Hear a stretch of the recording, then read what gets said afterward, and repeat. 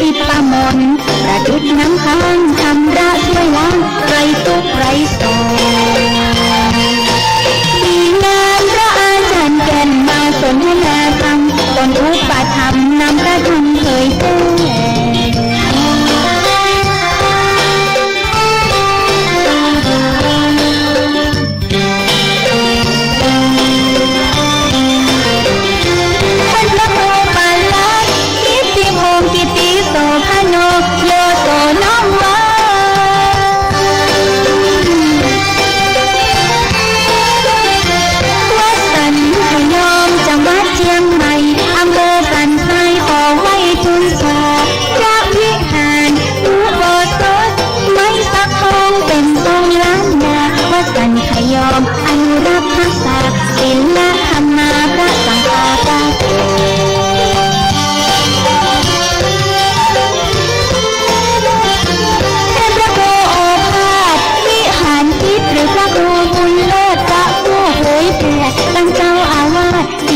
ประเสริฐแต่พระครูสถิตธุรชนตนเก่ง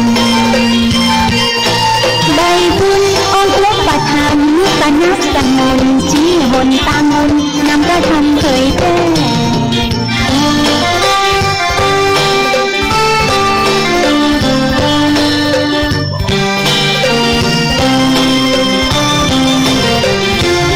พระอาจารย์แก่นนำพระธรรมบรรยายจะเป็นเรื่องใดตั้งใจฟังแต่ส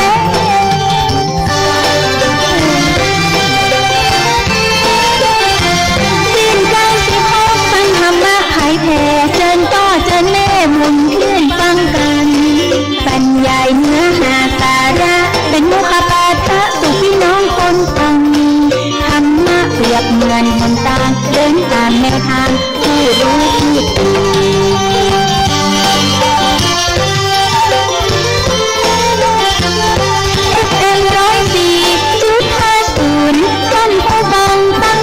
หมุนขึ้น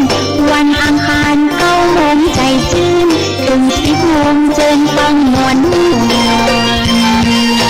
มงคลเชิญฟังธรรมะเหมือนต้นพระน้ำมนต์ได้ฟังได้ยนต์จิตใจสดชื่น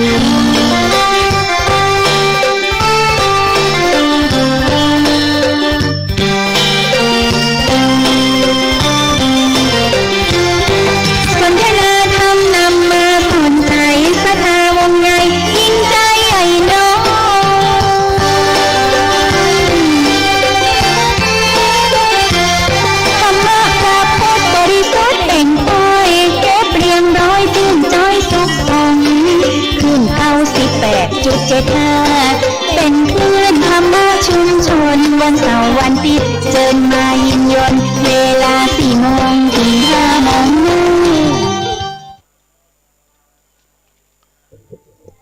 กราบนมัสการถวายความเคารพพระเดชพระคุณหลวงพ่อพระธรรมเสนาบดีรองเจ้าคณะภาค7เจ้าวาดวัดพระบรมธาตุเจ้าดอยสุเทพพระสงฆ์ท่านพระครูสถิตธุราธรเจ้าวาดวัดสันขยอมวิหารอุโบสถไม้สักทองทรงล้านนาเจริญพรเจริญธรรมธรรมสวัสดีกับพ่อครูวรลบนามวงพรหมท่านผู้อำนวยการขึ้นวิทยุจังหวัดเชียงใหม่ขึ้นพระพุทธศาสนาและจริยธรรม FM 96.0 เมกะเฮิรตซ์วัด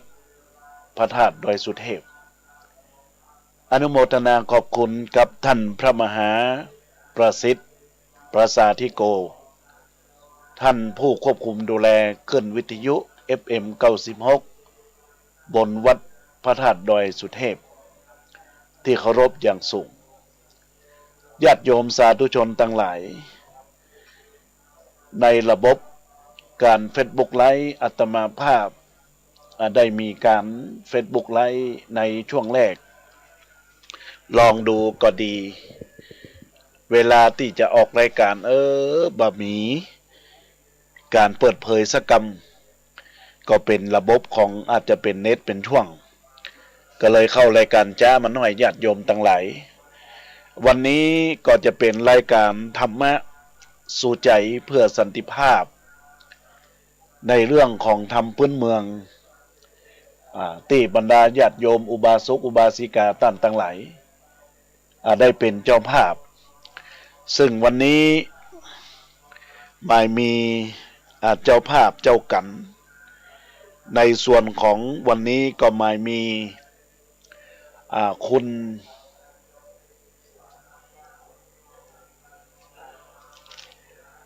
ุณตะวันก้าอินตมาคุณธนวัฒน์สร้อยสังวันบ้านนางเหลียวได้มาเป็นเจ้าภาพพร้อมด้วยคุณโยมแม่ลำพันธ์แม่แดงก้อนแก้วได้มาเป็นเจ้าภาพเจ้ากันในการรับฟังพระธรรมเทศนาพื้นเมืองในวันนี้บรรดาญาติโยมอุบาสกอุบาสิกาทั้งหลายธรรมที่อาตมาเทศในวันพุธวันนี้ก็จะย้อนมาเทศให้บรรดาญาติโยมได้ฟังแห่งครั้งคราวหนึ่งในญาติโยมทั้งหลายกำพร้าวัวตองผูกที่3ความเดิมใจความธรรมก็คือในกาละที่บรรดาญาติโยมอุบาสกอุบาสิกาได้รับฟังไปในผูกที่2ที่ว่าเจ้าเขาตองและเจ้างัวตอง2พี่น้องได้เข้าไปสู่ขวงแก้วแห่งวังห่อคำห่อใจเมืองกาสีเข้าไปแล้วก็จะมีเหตุการณ์อันยังเกิดขึ้นในญาติโยมและท่านทั้งหลายก็จะได้ขอเจริญพรบรรดาญาติโยมอุบาสกอุบาสิกาได้ตั้งอกตั้งใจในโอกาสที่ได้รับฟังในโอกาสนี้เจ้าภาพเจ้ากันอันใหม่มีคุณโยมตะวันก้าอินตมาคุณโยมธนวัฒน์สร้อยสังวาน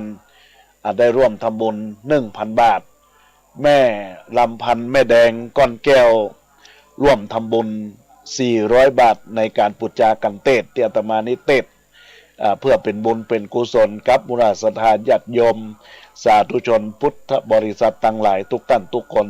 เรียนเชิญทุกท่านได้น้อมสดับตะฟังการแสดงพระธรรมเทศนาแบบพื้นเมืองแล้วเจ้าภาพเจ้ากันไปลืมน้ำหยาดเนอนะโม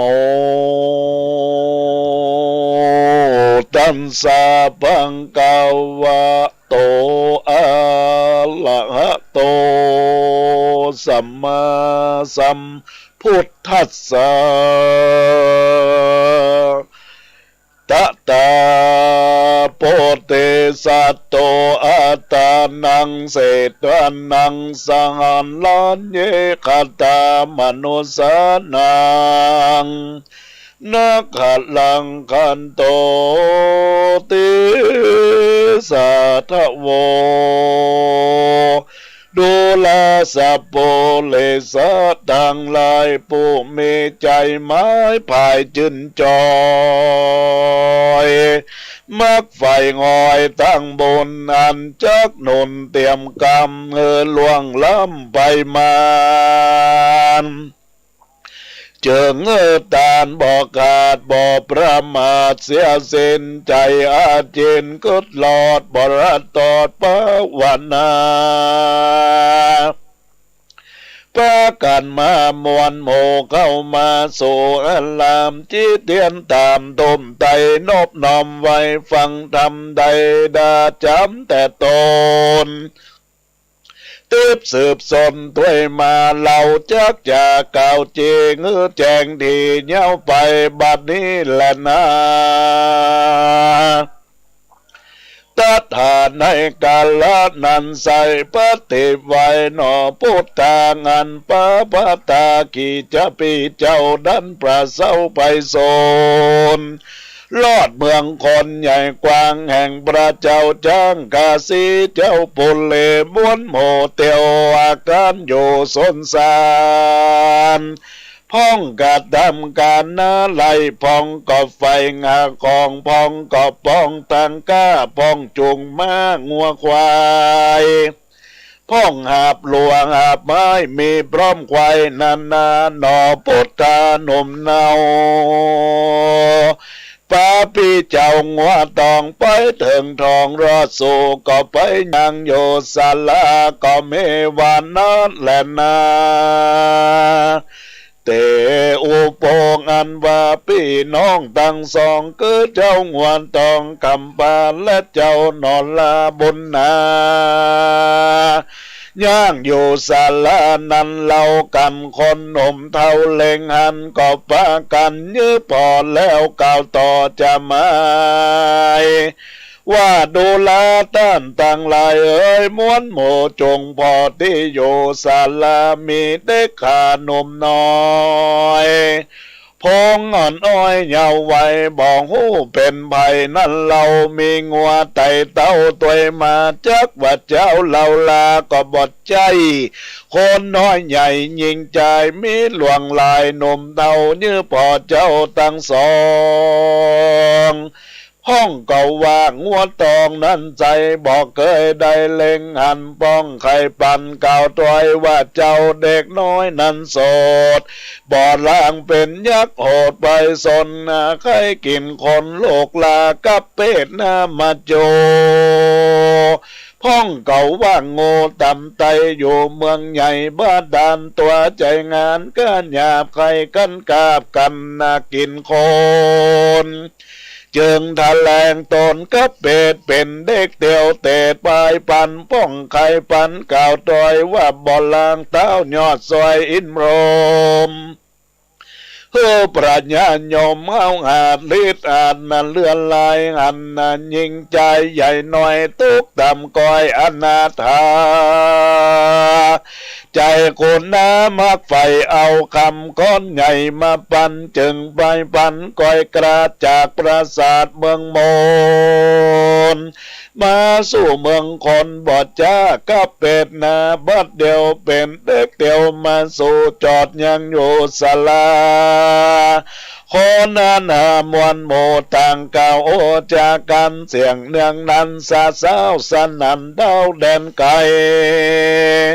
แล้วพากันไปเข้าไกลงันเจ้านอนไทยทะลงทำมีผิวปันงามอาจวันนจัดเลือนลายกว่าเด็กชายมวลหมู่อันมีอยู่อันนาเขาก็จะทำทีว่าสองเจ้านี้จากไปไหน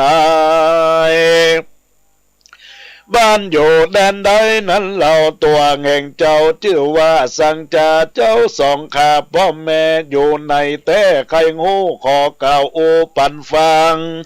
นอพูดทางหน่อยนาก็โอกาสกินยาแต่เก้ามาสุดปลายแล้วจะหมายตอดหอยว่าตัวข้าน้อยนี่เรากับพี่เจ้างวนตองตุกถมทองไรหลากพี่น้องจากไห้นี่อยู่เมืองกาสีบ้านนอกเหลี่ยมดาวกรอกไปสนตุกยากจนลำตีจักเพิ่งปีก็เจ็บท้องจากเพิ่งน้องก็มาเจ็บใจดังกำไขว่าไว้ตั้งแต่ไต้เดิมเต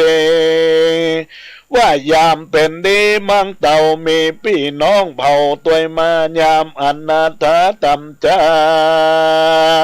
พี่น้องลีนาหนิงหายตั้นตั้งลายม้วนโมจงบรำโมตามเมนอมุเนน้อยนาดได้โอกาสหินยาเงือคนนั้นนาใหญ่น้อยได้รู้เรื่องโดยจุประการและนาเตชะนาอันว่าคนต่างหลายหนุ่มเทาว่าฟังนอพระเจ้ามุนี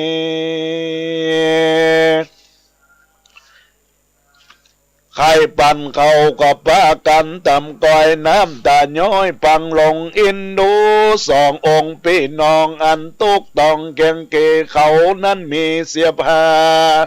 ของกินกว่าหลายอันก่อนนำมาปั่นยืนตอนสองน้อยอ่อนทะลงดำแล้วปากันไต่เตาบอกผู้เป็นเก้ากรรมาว่าดูลาโปรดจะกาเอ่ยเจ้าบ้านขอบอกต้านตามลาย ว่ามีเด็กชายหนุ่มเนามีงัวตัวนั้นหนึ่งเราเป็นกู้มันย่างอยู่ศาลามีการยางงามอาจดังเทวจากาผู้ใหญ่ได้ลูกไว้ตามเมก็มีอันแลนนาเมื่อนั้นโพจากาผู้เฒ่าการโนเก้าเขียนยาภายปันไตเต้าจอมคนหนุ่มเต้าไปสู่ยังเตสู่ศาลาหันเด็กกาอ่อนน้อยงามซอยร้อยเป็นใจลูกเข่งบายพิลาดมีงัวตัวอาจเป็นกู้มีเขาอยู่เป็นตองก็มีใจปองจมจื้นนาเป็นตีเตือนเย็นเดแล้วไขว่าเตเก่าตอยตามเจ้ายอดซอยบุญนาว่าโลกไหนมานั้น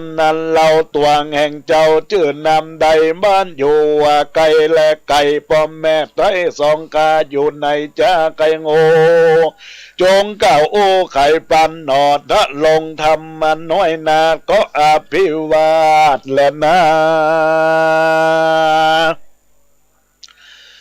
แล้วใครจะตีเล่าตั้งแต่เก้าสุดไปด้วยพระเลญญายหลายแหล่บ่เว้นแวลำดับมาเงือโปจากาผู้ใหญ่ได้งูไข่จุปปาการ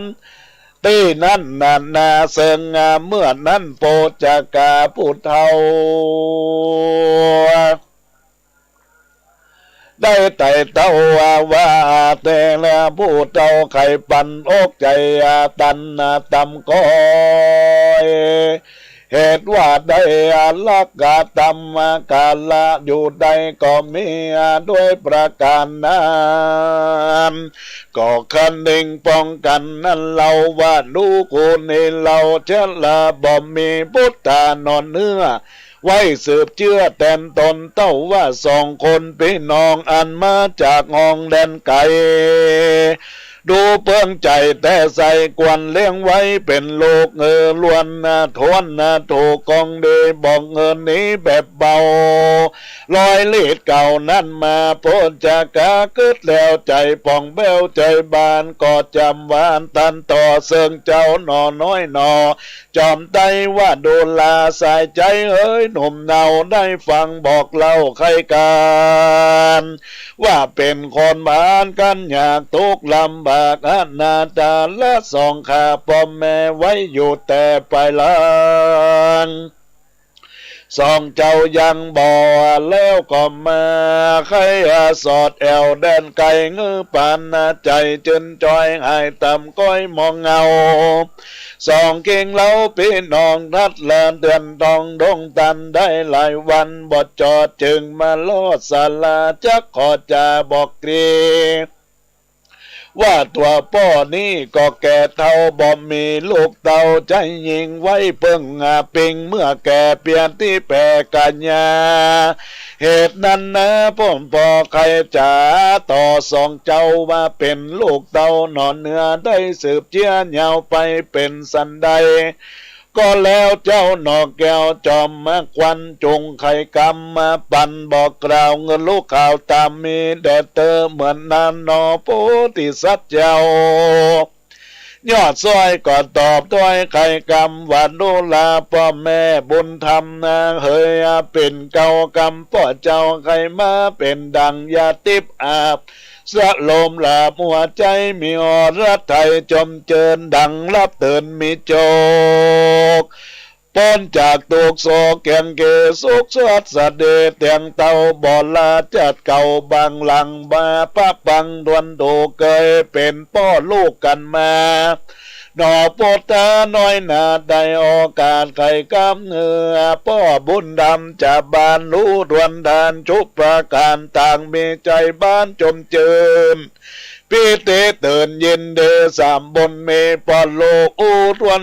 ถูกใจมันแล้วปากันกระปากออกไปจากศาลารีบไก่กาไปโสยังเตโยงยันต้นเขาสองคนกำบางหันนางนอนละพลิญญา แห่งโปจากาปุญใหญ่ก็ย่อมือไว้อันจุเลแล้วไขว่าตีบอกเราตั้งแต่เก้าสุดปลายเงื่อนางบนบายยอดซอยรู้เรื่องถ้อยจุประการแลนาอันว่านางพระเลญาจากบ้านนั้นเราก็มาฮักหนอพระเจ้าบนนาดังโบตาหนอน้อยอันใดสืบมาเชื่อของตัวได้ปั้นปัวอุปถากบอกลำบากอันใดส่วนสองจอมไตพี่น้องมาอยู่ห้องเงินเอาบ่มองเงาไม่มาช่วยปัดกวาดเก่งสักวัตาพระเสียปูสาเสียจุช่วยล้างถูถ้วยมองให้เก็บเก็บตะไลปากจอนไว้เป็นบ่อนไผ่มันบอกโซนกันเหลือลาดดูจลาดงามมาตาหนอพุทธาหนอนเนากับปีเจ้างวนตองบ่มีกี่มองเอาไม่บ่เมื่อยเขาหนาวในบ่เป็นใดสักสิ่งจำเลินยิ่งกว่าบ้านนาปีเดือนมาวันขับไขอายุได้17 ปีสองบุญมีพี่น้องบ่โศกต้องเคียงกาโปจากาผู้เท่าลักสองเจ้าเลือนลายดังเป็นสายเนื้อเลือดสืบเชื้อจะเต้นมาส่วนนางพระเลญญายอดซอยลักสองอ่อนน้อยเสมอกันทุกคืนวันคำเจ้าอยู่เตียงเต้าเตียงจาไข่กำหวานตานต่อไข่หัวล้อกันไปมาก็มีวันนั้นแหละนาเอกติวาสังยังมีวันหนึ่งเราเด็กหนุ่มเนายิงใจลูกหลานหลายเจ้าบ้านจัดดวนนาท่านเป็นร้อยไหลหลังถ้อยเนืองนั้นเล่นสกากันสะละสูอยู่เป็นโมจิมการที่ประตูใหญ่บ้านโพจากาหนอพุทธายอดซอยงานเด็กน้อยเนืองนั้นเล่นสกากันสะเศร้าสะนันดาวแดนไกลก็มีใจตื้นเต้นมักใดใครเล่นมาสกาก็ไปสาขาบอกไว้ยังพ่อไทยบุญหามแล้วใครกำก่าวตอยบ่มีน้อยหลายประการว่าดูแลผู้บ้านพ่อเจ้าลูกนี่เราขออนุญาตเล่นหมากสกานั้นใส่เพื่อใดใจบ้านใดสำลานจื่นจอยกับเด็กน้อยตั้งหลายขอใจปายเพื่อแผ่อนุญาตแก่ตามมีแด่เติมมันนั้นผู้จากาผู้เฒ่าฟังลูกเต้าว่าแล้วก็นอพระเจ้าว่าไปไข่ปั่นแล้วก็กึดตันหันสอดลูกพิจารณาอยู่เย้าไปก็จะไก่โอกาสอนุญาตตามมีหนอมุดเนหนมเนาก็ไว้พอเจ้าอำลาไปเล่นสกาต่อเต่ากับเด็กต่างนายิ่งใจหนอมุดเนนายน้อยนาหากจบจะลาดหลายอันเล่นสกากันนั้นเรามหาสัจเจ้าก็แพ้ยังเด็กนานหลายแหล่จุคนเล่นหลายโหนหลายเตื้อก็แพ้กู้เตื้อเมื่อแต่ดิเลตัทานในกันละนั้นเราเด็กหนุ่มเนาตั้งหลายอันอยู่ยายด้วนทานกับมาไปการหมากสกาก็โกตาเกียรติกราแก่เจ้านอนลาทะลงดำก็ป้ากันถามข่าวร้องเอินเบายิ่งใจว่าดูลาตันตั้งหลายมวนหมู่ภัยยังงูสันเดว่าอายอันคนนี้เด็กขาลูกในมาอาจกามาต่อตาปันหันเล่ามาปาตันกันไปการบอดใจคนบ้านเล่าลาป้องก็จะกล่าวจีว่าอายคนนี้อยู่ไกลมาสลายยังอยู่ในแก้วโกเกงางแห่งโพจากาปูดเต่าโพจากานั้นเราก็ผูกเอาเป็นลูกใจเดียวหากจะแล้วองอาจจบฉลาดเลือลายจุ่มนานเด็กใจใหญ่น้อยต่างเก่าถ้อยใครกำว่าหนอถ้าลงทำน้อยนานมีปัญญาอาจเจียงคานภัยบ่ป้านเพียบใดในโลกไตโลกากันเขาจะกล่าวแล้ว ก็รูปรีบกัดแก้วขึ้นโซยังติโยภัยมันตะโตมาสะโตอันว่ามหาสัจเจ้าบุญบ่เศร้าหนอพระลงยานโยกสำล้านจะใจกับผู้ใหญ่โปจากากรรมเลือจะสะสาวพับไข่ดันดาวทั้งเมืองว่าหนอบุญเลืองโดยนาดย่อมฉลาดนำนาอันเลนสากาต่อตาซ้ำมิงว่ากำผ้าเข่าตองดูทัดทองลายแลจนได้แป้ก็เหมือนหมายคนยิงใจใหญ่น้อยต่างกล่าวถ้อยจากกันกำลือนันสะสาวก็รอดหูเต้าปุลีแห่งเมืองกาเสใหญ่กว้างตนเจ้าจ้างออกคำก็ใครกำโอกาสบอกมาตั้งตาอันอาสาอยู่เฝ้าโฮโลเก้าความในว่าสู่จงไปอย่าจ้าตี้บ้านป่าปะจันขลามพับใจอลามน้อยนาดมาสู่ปราสาทหอจันแล้วกันเต้าไข่ปันเก่าแล้วอามาดแก้วเตรียมใจก่อกะใครไปสู่ยังเตโยนอมุนีแล้วไข่วาตีบอกเราเงือหูเก้าขินยาว่าบัดนี้นาตั้นนาเต้าว่าตนบาปดาวปุเลอาจัดยามีเก่าตอยเงือเจ้าอ่อนน้อยหมู่มานไปโดนสารขับไว้ในปราสาทใหญ่หอกำนอดถ้าลงดำน้อยนาดฟังอามาจะใคร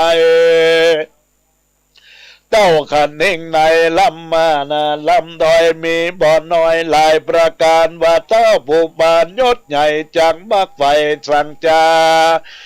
เราลาไปโซนในที่โยผู้เลเลอเราเคียงเกมไม่มานเข้าน้ำขาดและง่ายเต้าใจพายจมเจินจักยกเยินยอปั่นยังร่างวันไหลหลากพ้นจากต่างปานเลือเต้าผู้บานยศโยดจากใส่ต่อตนโกงได้โจตีไกในเวียงใหญ่ออกคำหนอทะลงดำหยอดซอยคือตามกอยในใจแล้วจากกำไปบอกเล่าเสิงพี่เจ้าบุญนาว่าดูลาปาตาเฮยจอมปีกาลบัดนี้เต้าราดอามาเตรียมใจเป้าเล่าไปตั้งโกเข้าไปโซผู้เลจักให้เดดันใส่ไปลูดได้สันใดว่าแต่ใส่ใจพี่เจ้าจะเกิดเล่าใดอาจาขอไข่ขินยาเก่าเจโรติสันจางวัวตาปังตัวอาจก็โอกาสใครกำว่าดูลานอนทะลงดำน้องแก้วกำจัดแล้วลอยมีมาลาวีเกินครอบสยองตอบด้วยตันได้งานจัดนี้บ่อาจนี้ตั้งใดเต้าหอดใจจำกว่าเงินเรากำผ้าสองลาไปโดนสากับกราวพระญาภาพเมืองบ่อลางขี่เกี้ยงใส่ตนอันไล่โตหาวโหนเลื่อนลายเถิงวำไวมุมโมงัวตัวผู้เขาต้องได้จะป้องเก่าโดยบ่หูน้อยหลายประการหนอถ้าลงงานน้อยนาก็โอกาสชินยาบอกโปจะกาผู้เป็นปองแจ้งต่อตามมีว่าลูกจักหนีไปนาบอกใจว่าจังไพย้อนกำจังไรแต่ก่อนมาไล่ตอนตัวตันพุกงาปันจ่องหอยคาลูกน้อยขอลายังสองขาปอมแม่ตามคำแต่ป้าไปเขาว่าเขาเวียงใจใหญ่กว้างโตนเจ้าจ้างออกคำบ่อลางมัวดำหยาบจาข้าลูกลาเป็นพีการบนโลกเมนั่นเราจักปอกเต้าเขินลังมาหายังพ่อแม่จักมาแผ่เต้นกุลแหลนนากันได้จากำเมียนแล้วเจ้าหนอกแก้วบนนาก็ย่อมือขับไว้ครบตวนนาไกวสามโหน ก้อยโคตรตนกะปากออกจากเก้งหาอย่าใจโศกาทำก้อยน้ำตาย้อยลำไหลย้อนอะไรบ่แล้วยังป้อมแม่แก้วทั้งสองป้างวนตองเตียวกว่าจากป่านิคมคำอำมาตามต้อยไกก็มาป่าไม้ดงตันได้7 วันบ่เสร็จก็ลอดเขตเวียงใจพุดลอดไปปราสาทแห่งตลาดหอคาม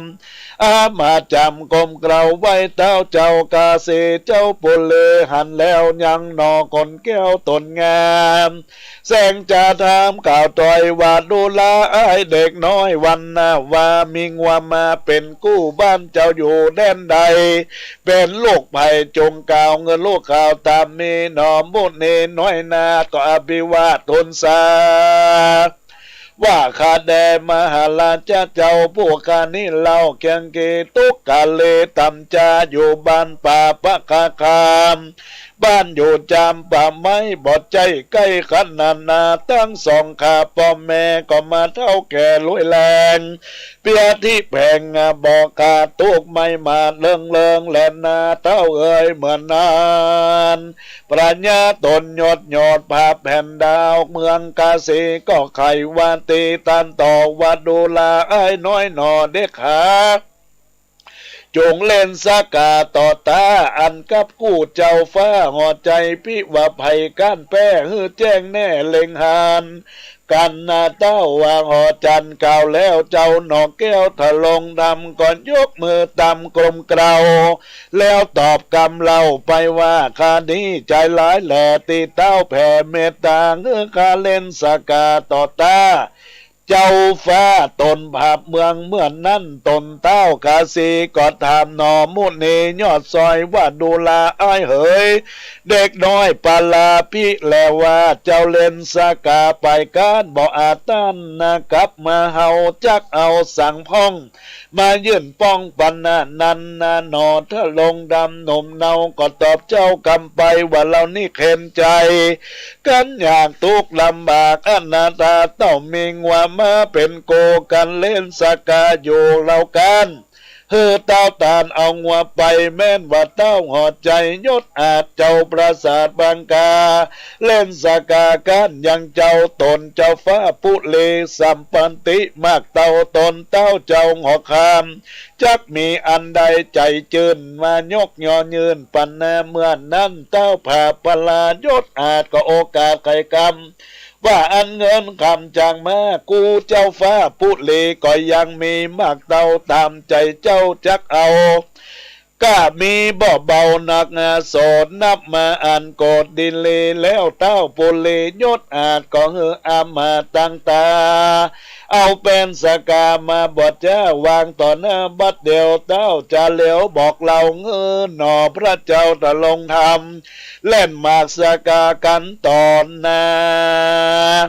ต่างคนก็เจิงเดเล่นเป็นตัวเตเจ้าฟ้าก็ก้านเจ้าหนอลาบุญนาเล่นแล้วก็ไปมาบ่มาจัดใจนับอันใดลายงอนหนอดสะปนก็แป้เต้าบ่อาจแก้ได้สันใดต้องมีใจเกียรติกาใจใครข้าหนอถ้าลงยานก็แสงจะหวานท่านต่อเพื่อเงือเจ้าหนอจอมไตได้อาตายใจเจือถอยได้ดูเจ้าอ่อนน้อยบุญนาวันนี้นาดาคำเล่นกันพรำมานานนั่งตาก็มันยานต้องก็มันย่อนบ่ย่างผ่อนทลาการเต้าจาเก่าแล้วก็เงืออามาตแก้วต่างตานำหนอดสะปนไปสู่ยังเตโยศาลาเอาจิ้นป่าเข้าน้ำยื่นต้อนพร่ำหลายอันก็นอถ้าลงดำหนุ่มเนา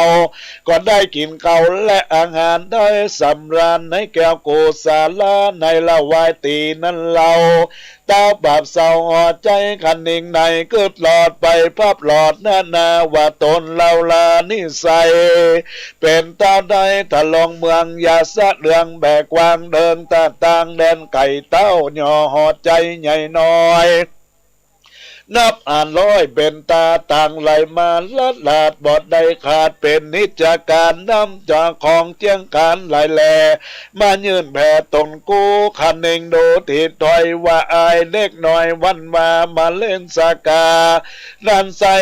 ป้อยแป้กูใดไม้ปนนี้อายหมู่เต้าอันอยู่ดาวแดนไก่อายเสนาในอามาตย์อายพระจาราชเจ้าเมืองกูใจเคียงเจนกว่ากวนจักกามันตายจึงพ้น